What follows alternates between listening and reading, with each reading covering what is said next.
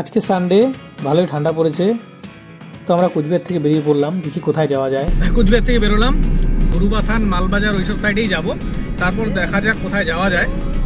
তো আমাদের ডেস্টিনেশন এবং আমাদের হোমস্টে বা হোটেল যেটাই হোক না কেন সেটা এখন ফিক্সড না, যেটা পছন্দ হবে সেটাতেই থাকবো। তো চলুন। তো আমি ক্যামেরার দিকে তাকাতে পারছি না কারণ আমি গাড়ি চালাচ্ছি।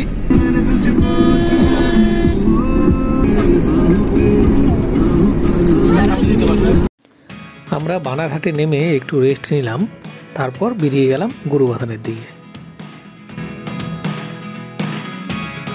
আমরা গুরুবাথান পৌঁছে গেলাম। গুরুবাথান পৌঁছে গুরুবাথান পিকনিক স্পটের পাশে এত পিকনিক পার্টি জমায়েত হয়েছে যে আমরা গাড়ি পার্ক করার মতো কোনো জায়গা পেলাম না। তাই আমরা সোজা চলে আসলাম একটু উপরের দিকে। তো সেখানে এসে ডিঙ্গো তো বেজায় খুশি। তো যাই হোক, এখানে আমরা একটু সময় কাটিয়ে পাশে ছোট্ট একটা কিউট দোকান পেলাম, ঠিক টাইটানিক ভিউ পয়েন্টের নিচে। তো সেখানে আমরা মোমো, চাউমিন, এগ রোল এসব খেয়েই পেট ভরালাম, কারণ এখানে ভাতের বড়ই অভাব। আর বাঙালি তো বুঝতেই পারছেন, দুপুরবেলা ভাত না খেলে ভালো লাগে। তো আমরা সারাদিন গুরুবাথান, পাপড়খেতি এবং বিভিন্ন জায়গা ঘুরলাম, এনজয় করলাম। তারপর এবার তো থাকতে হবে কোথাও। তো বিভিন্ন হোমস্টে দেখলাম, কিন্তু কোনোটাই পছন্দ হলো না। শেষ পর্যন্ত আমাদের পারিজাত হোমস্টেটাকে পছন্দ হলো। তো এখানেই মনস্থ করলাম যে থাকবো। প্রথমে তো বলেছে রাস্তার পাশেই গাড়ি রাখতে হবে, অনেক রিকোয়েস্ট করায় ওরা ওনাদের গ্যারেজে আমাদের গাড়িটা রাখতে দেবে বলেছে। তাহলে চলুন হোমস্টের ভেতরটা একটু দেখে নেওয়া যাক।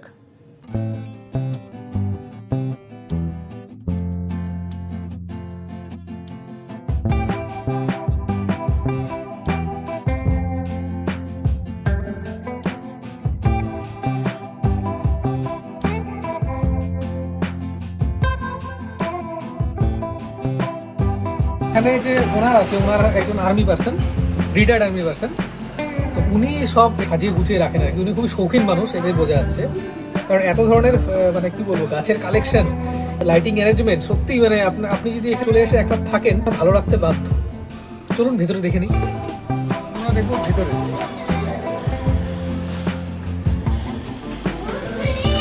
এটা একটা রিসেপশন এরিয়া, আর আমাদের দুটো রুম আছে। মানে এটা আমাদের রুম আর সৈকতের পাশে রুম।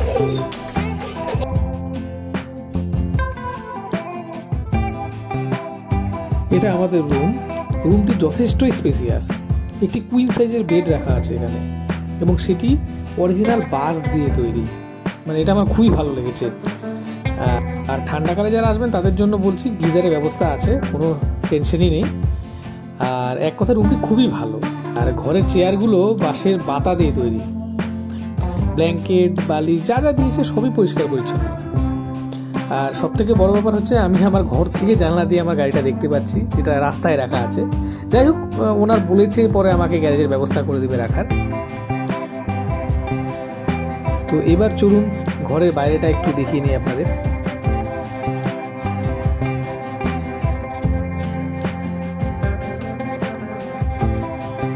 এখন আপনাদের দেখাবো হোমস্টের ডাইনিং স্পেস এবং কিচেন। এক কথা বলতে গেলে হোমস্টের ওনার শৌখিনতায় পরিপূর্ণ একজন মানুষ। উনি একজন রিটায়ার্ড আর্মি পার্সোনাল। এমনকি ওনার ছেলেও এখন আর্মিতে জব করছেন। বলতে গেলে পুরো ফ্যামিলি শৌখিনতায় পরিপূর্ণ। তো আপনারা এই হোমস্টের ডাইনিংয়ের বিভিন্ন জিনিসপত্র দেখলেই বুঝতে পারবেন ওনারা কতটা শৌখিন। ওনাদের ঝাড়বাতিটা শুধু দেখুন। আমার তো মনে হয় এটা নিজের হাতে তৈরি। শুধু পয়সা থাকলেই শৌখিনতা আসে না, শৌখিনতার জন্য প্রয়োজন শিল্প মানসিকতা। পুরো ফ্যামিলির এই শিল্প মানসিকতাটা রয়েছে। হয়তো সেই কারণেই ট্যুরিস্টরা এই পারিজাত হোমস্টেতে আসতে বেশি আকর্ষিত হন।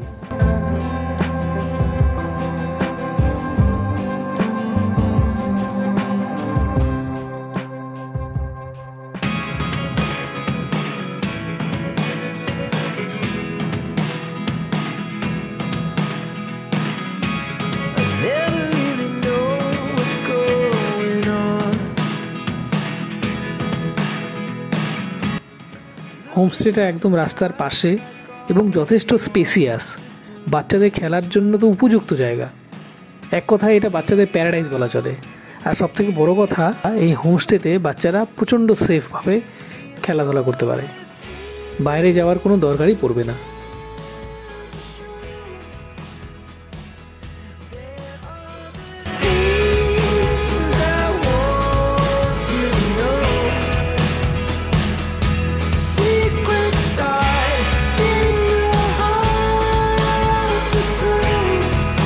তাদের জন্য খাবার বানাচ্ছি বিন্নি।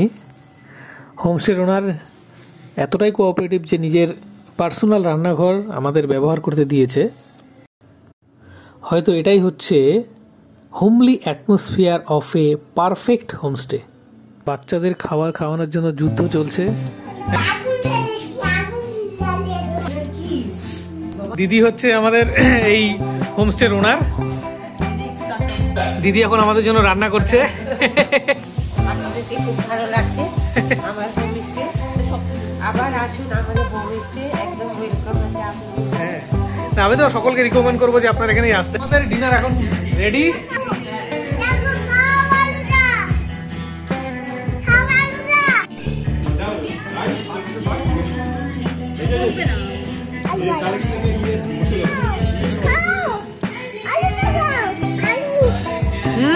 কি খাবো? তুমি আলু খাবে? এখন সকাল 7টা বাজে, আমরা উঠে পড়লাম। আমি আর সৈকত দেব।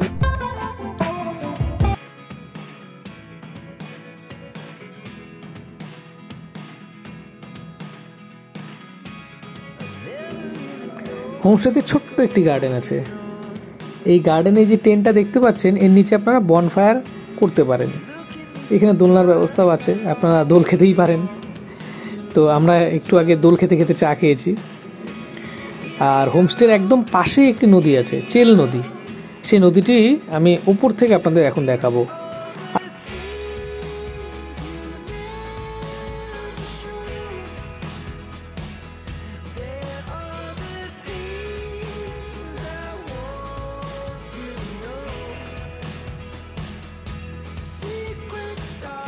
আর এখানে একটা মুরগির ফার্ম আছে, এটা হোটেল ওনারই এটা মেনটেন করে রাখেন।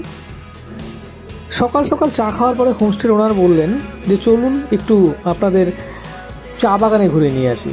তো হোমস্টে থেকে হাঁটা পথে এই চা বাগানটি খুবই সুন্দর। এমন কোনো লোক নেই এই চা বাগানের সৌন্দর্যে মুগ্ধ হয়ে একবার এখানে কিছুক্ষণের জন্য থামবে না।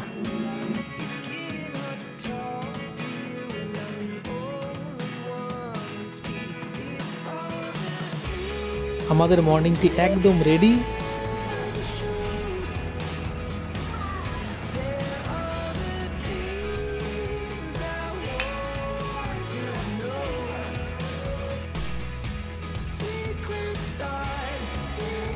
আমাদের ব্রেকফাস্ট রেডি। জোয়ানো জিরা দিয়ে আলুর পরোটা ও সাথে ডিমের কারি, বেশ ভালোই জমে যাবে মনে হচ্ছে।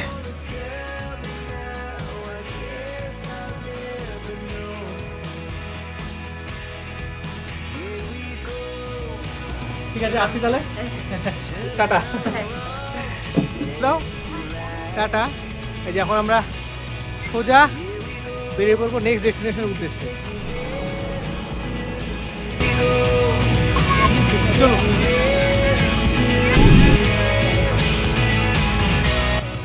ঘুরতে ঘুরতে আমরা চলে আসলাম জলদাপাড়া টুরিস্ট লজে। এখন এখানে লাঞ্চ করব।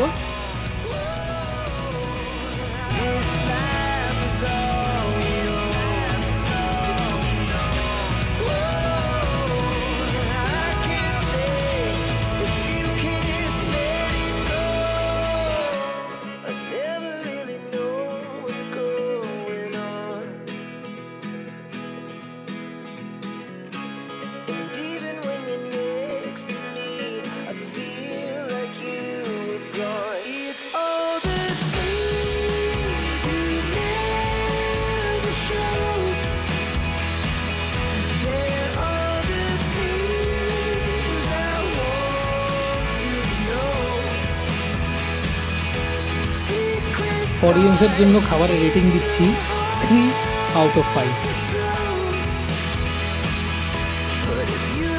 আমাদের লাঞ্চ কমপ্লিট। এবার আমরা বাচ্চাদের নিয়ে যাব জলদাপাড়া টুরিস্ট লজের ভেতরেই একটি গার্ডেন আছে। এই গার্ডেনে প্রচুর কংক্রিটের তৈরি অ্যানিমেলস আছে, তো সেগুলোই ওদের দেখাবো এখন। তো বাচ্চারা সেগুলো দেখে একটু খুশি হবে। আর সেই গার্ডেনের এন্ট্রি ফি আপনাদের বলে রাখি 20 টাকা পার হেড। হ্যাঁ, মাম্মিটা তো মাম্মিটা হ্যাঁ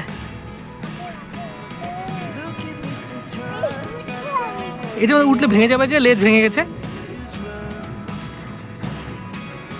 চলো আমরা গন্ডারের ওখানে যাই, চলো।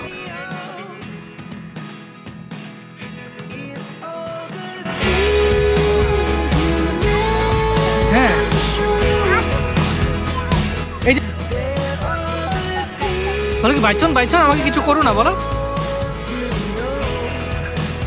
যে বাইচনকে বলো আদর করো, যাও যা হাতির কাছে।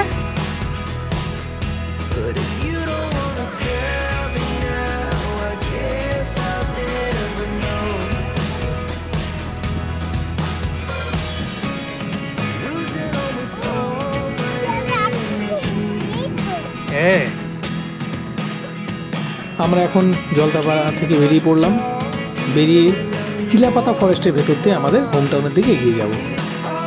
তাহলে টাটা, আবার আরেকটা নতুন ভিডিও নিয়ে দেখা হচ্ছে। Take care.